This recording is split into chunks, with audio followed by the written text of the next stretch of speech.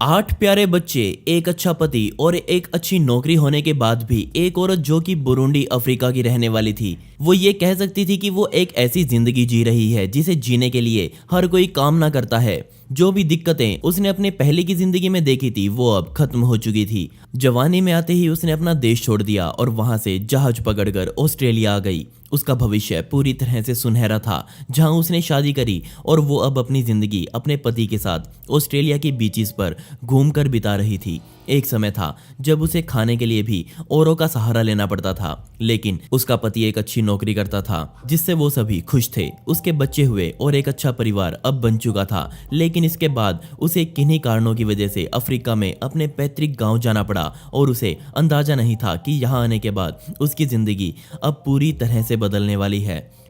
और आज मैं आपको उसी महिला की कहानी बताने वाला हूँ जो अपने ही अंतिम संस्कार वाले दिन जिंदा प्रकट हुई। सन 2004 में बुरुंडी अफ्रीका की रहने वाली नोएला रुकुंडो ने अपना घर छोड़ा ताकि वो अपना भविष्य बना सके और वो सीधा ऑस्ट्रेलिया आ गई। उसका पहला पति मर चुका था जिससे उसके 5 बच्चे हुए थे। 5 बच्चों की जिम्मेदारी अपने सर पर लेकर उसने अपनी किस्मत विदेश में आजमाने की सोची और बाद में उसे भी एहसास हुआ कि उसने ये काम करके बिल्कुल सही किया है। वहां जाकर वो सेटल हो गई। ऑस्ट्रेलिया के लोगों ने उसे खूब प्यार दिया।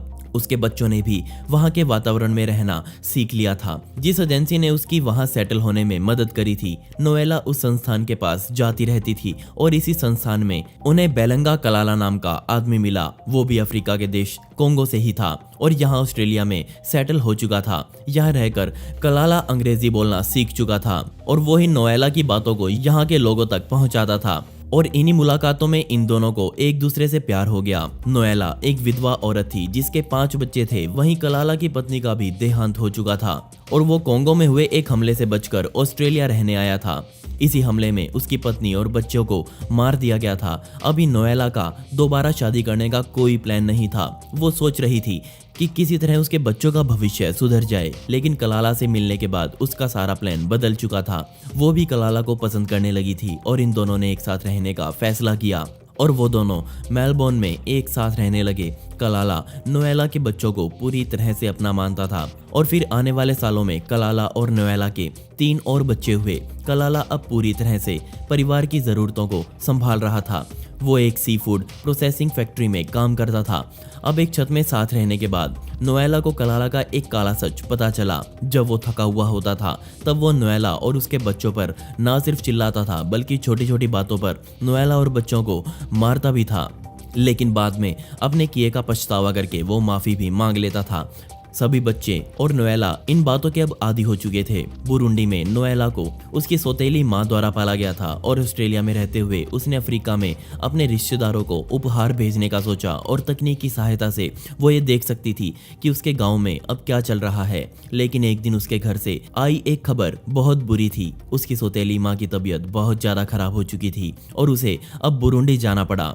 बदकिस्मती से नोएला के वापस जाने से पहले ही उसकी माता गुजर चुकी थी। साथ ही इस मौके पर उसके पति कलाला भी उसके साथ नहीं जा सके। लेकिन नोएला को अब अपने गांव अपनी माता के अंतिम संस्कार से पहले पहुंचना था और ये आखिरी समय था जब वो उस महिला को देखने वाली थी जिसने उसे पाला था। उसके पति कलाला इस अंतिम संस्कार को तकनीक की सहायता से देख रहे थे। अब क्योंकि बुरुंडी में नोएला का घर बहुत छोटा सा था, इसलिए उसने पास ही के एक होटल में कमरा ले लिया। अंतिम संस्कार खत्म होने के बाद नोएला अपने होटल में वापस आ गई और उसी समय उसका फोन बजा। ये कॉल उसके पति का था। उसे इसी का इंतजार था कि कोई उससे इस अकेलेपन में बातें करे। अपने पति से बात करके नोएला सोने जाने वाली थी, लेकिन कलाला के पति ने उसे थोड़ा घुमाने को बोला। उसने अपनी पति की बात मानी और नोएला को इस बात का अंदाजा नहीं था कि अब उसकी जिंदगी में एक ऐसी घटना की शुरुआत होने वाली है जिसके बारे में उसने कभी सोचा नहीं होगा। वो होटल से बाहर ही निकली थी कि उसने ये महसूस किया जैसे कोई अनजान आदमी उसके पास आ रहा हो। इससे पहले कि वो कुछ सोच पाती तभी उस आदमी ने उसके माथे पर बंदूक तान दी। उस अनजान आदमी ने नोएला को ऐसा कुछ कहा जिससे वो चिल्लाने लग गई, जिसके बाद उस आदमी ने ना चिल्लाने की धमकी दी। जिसके बाद उस आदमी ने नोएला को पास ही खड़ी एक गाड़ी में जाकर बैठ जाने को बोला। उस गाड़ी में 3 लोग पहले बैठे हुए थे, एक ड्राइवर और बाकी दोनों ने भी बंदूकें पकड़ी हुई थी। अपने आप को शांत रखते हुए नोएला मजबूरन उन दोनों आदमियों के बीच जाकर बैठ गई। गाड़ी चलाने से पहले नोएला के मुंह पर कपड़ा बांध दिया गया और नोएला के अनुसार वो गाड़ी लगभग 40 मिनट तक चलती रही और इन 40 मिनटों में किसी ने कुछ भी नहीं बोला और जब गाड़ी रुकी तब उसे बाहर निकाला गया और उसे एक खाली पड़ी बिल्डिंग में ले जाया गया, जिसके बाद उसे एक कुर्सी पर बैठाकर बांध दिया गया। तभी किडनैपर्स में से एक ने अपने बॉस को फोन किया और सभी ने मिलकर नोएला से बेहद बेतुके सवाल पूछे। सबसे पहला सवाल था, तुमने इस आदमी के साथ क्या किया है? इस आदमी ने हमें तुमको मारने के लिए क्यों पैसे दिए हैं? नोएला को कुछ समझ नहीं आ रहा था। उसने उस आदमी के बारे में पूछा क्योंकि उसे ऐसा कोई इंसान नहीं पता था जिससे उसकी इतनी गहरी दुश्मनी हो। लेकिन नोएला के सवालों का जो उत्तर निकलकर सामने आया उसने नोएला को हिला कर रख दिया, क्योंकि किडनैपर्स ने नोएला के पति कलाला का नाम उसके सामने लिया। नोएला को अभी भी विश्वास नहीं हो रहा था कि उसका पति ही उसे क्यों मरवाएगा। वो तो इस बात पर चिल्लाने लग गई, जिसके बाद किडनैपर्स ने उसे थप्पड़ मारा और उसे बुरा भला बोला। सबूत के तौर पर किडनैपर्स ने कलाला को कॉल किया और नोएला का दिमाग कॉल के समय घूम रहा था। वो बस यही उम्मीद कर रही थी कि ये सब जो बोला है वो झूठ हो। फोन को स्पीकर पर रखा गया और सामने से जो आवाज आई बदकिस्मती से वो कलाला की ही थी। जी हाँ, वही आवाज जिसने 1 घंटे पहले नोएला को होटल के बाहर भेजा था। वो आदमी जिसको नोएला ने अपनी जिंदगी के 11 साल दिए, वो आदमी जो उसके ही बच्चों का पिता है। उसने कभी नहीं सोचा था कि वो ही आदमी उसकी जान लेने के लिए ऐसा कुछ करेगा। जब किडनैपर्स ये बात कर रहे थे कि कैसे इसे मारना है और कैसे इसके शव को ठिकाने लगाना है, नोएला के लिए ये सुनना ही मौत को महसूस करने वाला था। वो मजबूर थी और उसे अब कोई नहीं बचा सकता था। वो अपने दिमाग को इतना मजबूत बना रही थी कि वो हंसते हुए अपनी जान दे सके। तभी किडनैपर्स ने उसकी तरफ देखा और बोला कि हम तुम्हें नहीं मारेंगे क्योंकि हम महिलाओं और बच्चों की जान नहीं लेते हैं। ये सुनने के बाद नोएला को जिंदा रहने की उम्मीद आई। उसे समझ नहीं आ रहा था कि वो इस समय क्या करे। तभी उसने अपने पास्ट को याद किया और थोड़ा बहुत समझ आया कि अभी जनवरी चल रहा है और उसे मारने का प्लान नवंबर में ही बनाया जा चुका था, क्योंकि तब से ही कलाला उसे बार बार अफ्रीका भेजने की कोशिश कर रहा था। उसने याद करने की कोशिश करी कि उसने अपने पति के साथ क्या क्या गलत किया है, कलाला ने क्यों इसे मारने का प्लान बनाया। ये तो भगवान का शुक्र था कि वो किडनैपर्स औरतों को नहीं मारते थे। नोएला को 2 दिन और उस बिल्डिंग में रखा गया ताकि वो कलाला से पैसा ले सके, जिसके बाद उन्होंने कलाला को कह दिया कि हमने उसे मार दिया है। वहीं होटल से गायब होने पर नोएला का भाई बुरी तरह परेशान था, क्योंकि उसकी किडनैपिंग का किसी को नहीं पता था। उसने परेशान होकर कलाला को फोन किया, जिसके बाद उसने कलाला से $545 मांगे ताकि वो पुलिस को देकर केस रजिस्टर करवा सके। कलाला ने तुरंत पैसे भेज दिए और फोन पर यह महसूस करवाया कि वो कितना दुखी है। वहीं किडनैपर्स ने नोएला को छोड़ने से पहले कुछ सलाह दी। उन्होंने कहा कि वो बहुत खुशकिस्मत है, लेकिन कलाला तुमको मारने के लिए कुछ भी कर सकता है। तो हो सकता है कि ऑस्ट्रेलिया में भी उसने किसी को पैसे दे रखे हों तुम्हें मारने के लिए, तो तुम ऑस्ट्रेलिया भी संभल कर जाना। नोएला का वीज़ा खत्म हो रहा था और उसे 80 घंटे के भीतर देश से बाहर निकलना था।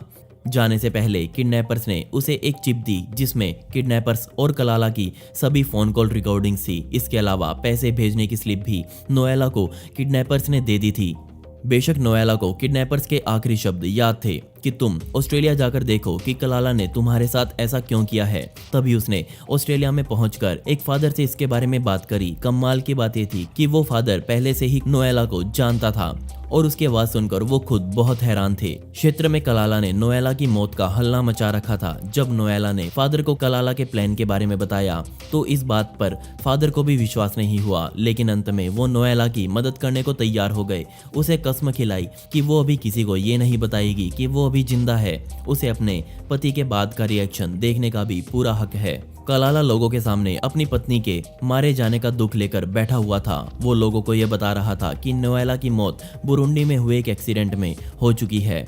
पूरा दिन कलाला अपने परिजनों के साथ बैठकर दुख मनाता हुआ नजर आया, लेकिन अब फिर से हालात बदलने वाले थे। 22 फरवरी 2015 के दिन नोएला मेलबर्न आई और उसे खबर मिली कि उसका पति उसके नाम की झूठी अंतिम संस्कार की क्रिया करने वाला है। नोएला के पास अब यह मौका था कि वो अपने ही अंतिम संस्कार में शामिल हो सके।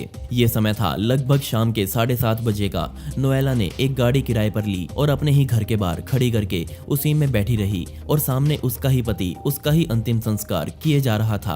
और तभी नोएला को लगा कि यही सही मौका है सबके साथ कलाला को भी चौंकाने का। और तभी कलाला ने अपनी पत्नी को देखा और उसके होश उड़ गए। नोएला बिना कुछ बोले आगे बढ़ रही थी और उसका पति बार बार उसे संबोधित किए जा रहा था। ये ऐसा था जैसे उसने कोई भूत देख लिया हो। कलाला ने तब चिल्लाना शुरू किया और उससे माफी मांगने लगा। पहले भी नोएला हमेशा कलाला को माफ करती आई थी, लेकिन अब की बार कलाला ने सारी हदें पार कर दी थी। नोएला ने पुलिस को इसके बारे में पहले ही बता दिया था और तभी पुलिस मौके पर आ गई और वो तुरंत कलाला को उठाकर ले गई। जब कलाला से ऐसा करने का कारण पूछा गया तो उसने बताया कि उसे बस डर था कि कहीं नोएला उसे कभी किसी और आदमी के लिए छोड़कर ना चली जाए।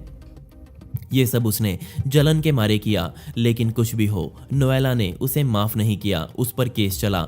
कलाला हमेशा कहता रहता था कि उसका इस प्लान में कोई हाथ नहीं है, लेकिन नोएला के पास वो चिप थी जिसमें सारी कॉल रिकॉर्डिंग्स थी।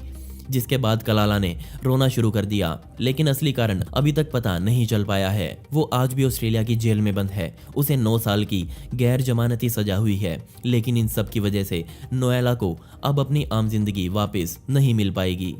जब भी रात को वो सोती है तब उसे अपनी पति की यादें सताती हैं। और दोस्तों, आपको ये सच्ची कहानी कैसी लगी मुझे नीचे कमेंट सेक्शन में जरूर बताइएगा। और इस वीडियो का पार्ट 2 चाहिए हो तो कमेंट्स में पार्ट 2 जरूर लिखें। ऐसे ही इंटरेस्टिंग वीडियोस देखने के लिए मिस्टीरियस दुनिया को भी सब्सक्राइब करें। मिलते हैं अगली वीडियो में। ये वीडियो देखने के लिए धन्यवाद।